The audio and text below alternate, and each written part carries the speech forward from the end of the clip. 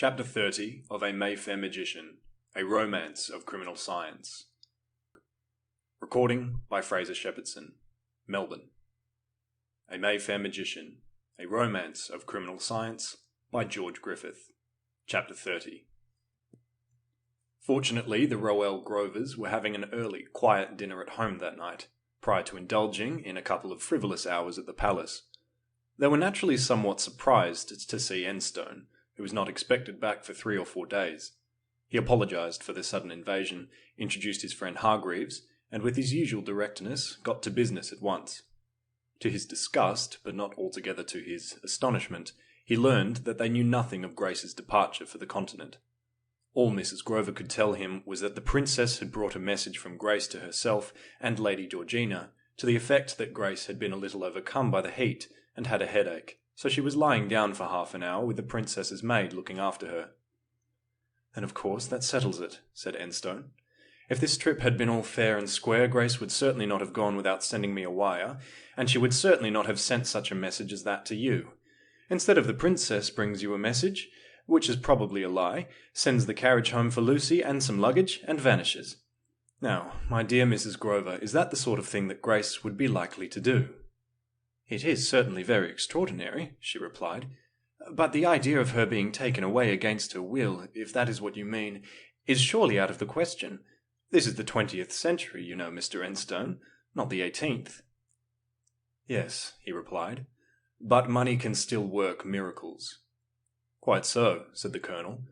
"But, my dear Enstone, people don't run such a tremendous risk as that of, well, if you like, we will say abducting the wife of a millionaire and a member of Parliament and one of the best-known women in society, without some very strong motive. And what earthly reason could Hedley Simmons and the Princess have for such an amazing act, and on their own wedding trip, too?" "I think I can throw some light on that," replied Enstone.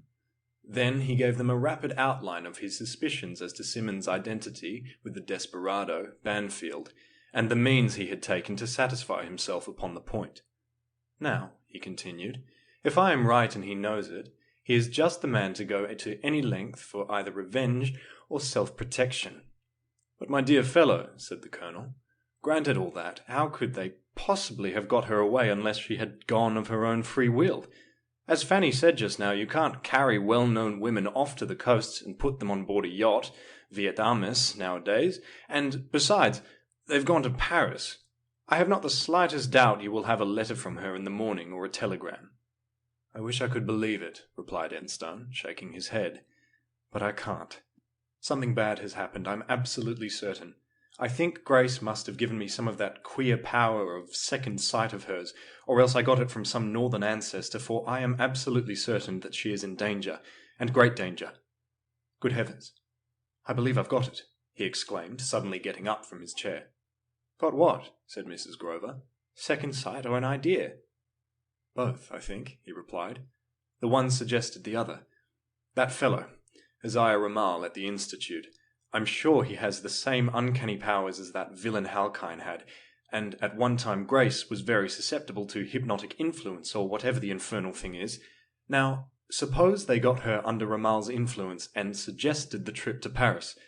She would go just as though she went of her own free will.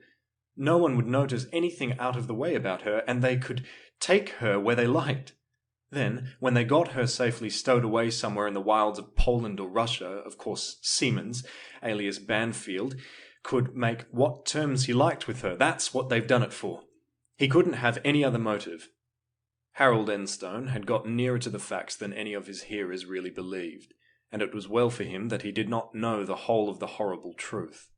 He wanted all his energy and wits about him if Grace was to be found, and the knowledge that she was threatened by the hideous fate that Kara Natif and her husband had doomed her to might well have gone far towards unhinging his mind for the time being. "Well, I must say there might be something in that," said Mrs. Grover, who had, or believed she had, a very strong leaning towards the occult, and was already inclined to look upon the famous doctor and director of the Institute as the high priest of a new religion. "Everyone says that Dr. Ramal does possess the most remarkable powers, but, Mr. Enstone, I am perfectly convinced that he would never use them for such an abominable purpose as that. He is far too distinguished, and I am certain too good a man to lend himself to anything of that sort." "Well, for the sake of your confidence, I hope he is, Mrs. Rowell Grover. But he is an Oriental, and I know enough about the East to trust an Oriental about as far as I could throw him with one hand. But that's not the question now, and we've troubled you quite enough. You had better come back and sleep at my place, Hargreaves. Then, if you are inclined for a man-hunt on the continent, we'll be off by the mail tomorrow morning. Of course, I shall have to put off that business in the north for the present, but don't let me haul you away unless you feel you can come without hurting things." "I think the others will be able to fix that business up now if we send them a wire giving them the full powers to act," replied Hargreaves, on whom the excitement of the prospective chase had already taken hold. "And if I can be of the slightest use to you, I'm there." "Of course you can," said Enstone. "You're just the man I want, and I don't think it will be quite the sort of journey that will be good for one to be alone on." "I should think not," said the Colonel. "And if I can be of any service to you here, of course, command me as one entirely at your disposal. For instance, as you'll be pretty busy, suppose I wire to all the likely hotels in Paris, find out where they are stopping, and let you know, say, at the Bristol? We've an office near here that's open all night, and as they went over in Simmons' yacht, of course, we can find out its whereabouts. And now, just before you go, you must have a whiskey and soda to help you on your way." Enstone and Hargreaves drove to the Prince's Gardens in almost absolute silence, only broken now and then by the strange oaths in many languages which escaped between Harold's tightly clenched teeth. His friend knew what his feelings must be, and respected them. He had not been married quite as long as Enstone, and so it was not difficult for him to sum up the situation. When Harold opened the door with his latchkey, a footman rose from a chair and straightened himself up in a somewhat sleepy fashion, and said, "There's a gentleman in the library to see you, sir. I told him you were out of town, but he said he thought he would wait till midnight in case you did come back. I think the gentleman's an American, sir. This is his card, sir." Harold took it up and looked at it, and read, "Albert J. Cantor, 150 Water Street, Liverpool."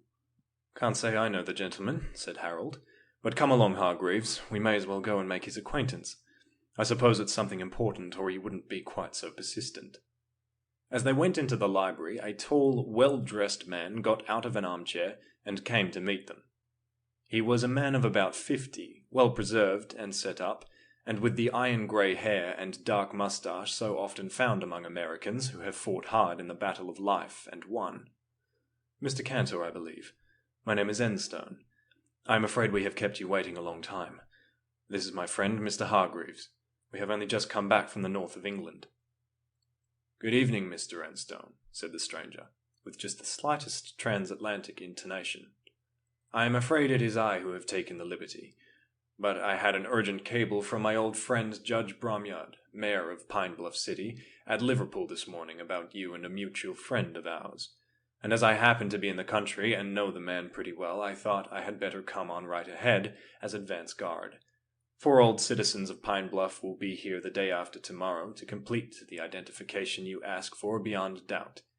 I have wired to you in the north to the address your man gave me, but I reckon you won't have had that yet, as it only went this afternoon. Anyway, I thought I'd wait a bit in case you did arrive." "Quite right, Mr. Cantor," said Harold, putting his finger on the bell-push. "Sit down. Of course you will take a whiskey and soda and have a cigar. My man ought to have offered you something before. Now, about this identification. I am sorry to say that only this very day the man that I believe to be Collier Banfield married a Polish princess and went off to the continent, and, what is more, the happy couple managed in some mysterious way to persuade my wife to go with them at a few moments' notice, and without letting me know. To be quite frank, I suspect foul play. If Collier Banfield has any hand in it, you can bet your life it won't be any too clean a business," replied the American. "I knew him pretty well in the rough days out there, and I never knew anything good of him yet. And so he's blossomed out into Hedley Simmons, millionaire, railway king, gold king, and all the rest of it." "That's what has to be proved yet," replied Enstone. "But personally I feel morally certain of it. But at present, as you will understand, I am rather more concerned about my wife. Mr. Hargreaves and I are crossing to Paris by the next train to see if we can get on his tracks." "Well," said Mr. Cantor, If there's anything like a chance of running Collier Banfield down by a man who knows him from the roots of his hair to the soles of his feet, and doesn't like a little bit of him, and can be of any service to you, I reckon I'll come too." "Nothing would please me better," replied Enstone. "Hello, what's that? Sounds like a wire." A thundering double knock resounded through the quiet hall, and presently the door opened and a footman came in with a telegram marked for urgent delivery. Harold almost snatched it out of his hand, tore it open, and at the next moment said to Hargreaves, "Well, I'll be kicked. Read that." And Hargreaves read, "Mr. Simmons and Princess married today. Took sudden resolve to run over to Paris with them, and now they have persuaded me to go with them to her castle Natifberg, northeastern Poland. Will you follow when business is settled? Good sport, and delighted to see you. Grace." The telegram had been sent from Calais to Enstone, and repeated, via Newcastle, by an intelligent clerk who knew that Harold had left by the special. "Either you are entirely wrong," said Hargreaves, "or it is a trap." "I believe it is a trap," said Harold. "And anyhow, Grace is in it, so I'm going. Mr. Cantor, if you care to join us on the trip, will you meet us at Charing Cross a little before 9? "I'll be there," replied the American, meaningly, his hand wandering instinctively towards his hip pocket. "And if Collier Banfield really is in it, I guess we ought to have some good sport before we get back." "I hope so very much," said Harold. "Now, we may as well have a smoke and a drink, and see if we can knock out some sort of a plan of campaign." End of chapter 30.